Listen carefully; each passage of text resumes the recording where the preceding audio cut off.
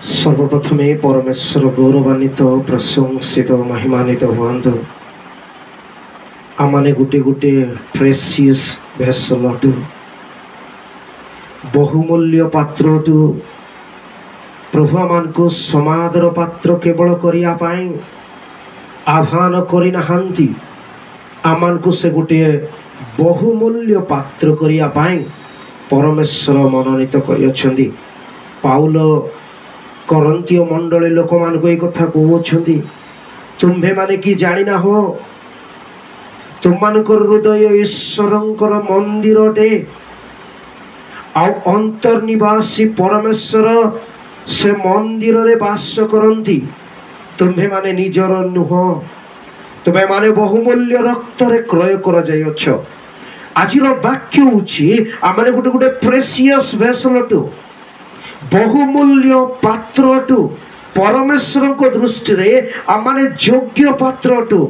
आमने भग्न पात्र थिलु, आमने शून्य पात्र थिलु। परमेश्वर आमको पूर्ण पात्र कले एवं तांको रक्त द्वारा आमको क्रय कले। बेले बेले आमे ए जगत रे आमर मूल्य को बुझी पारि न थाओ। जगत रे आमे किछि नहु, किंतु प्रभु यीशु ख्रीष्टंकर जड़े जड़े राजदूत अटु।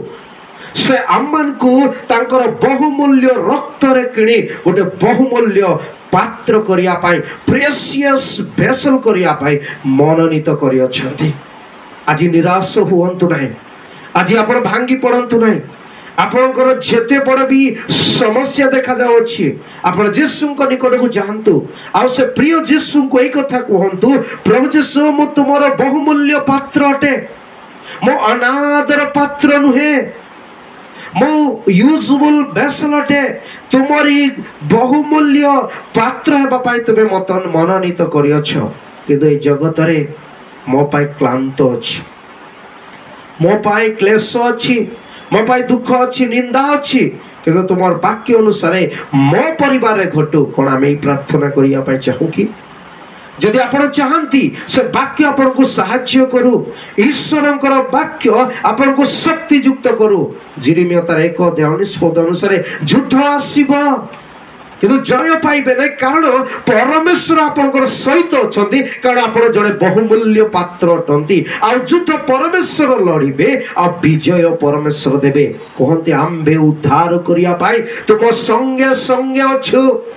से उद्धारकारी, से मंगलमय अनुग्रहकारी परमेश्वर जेतेबेले आम सहित अछंती, आमे भय न करू।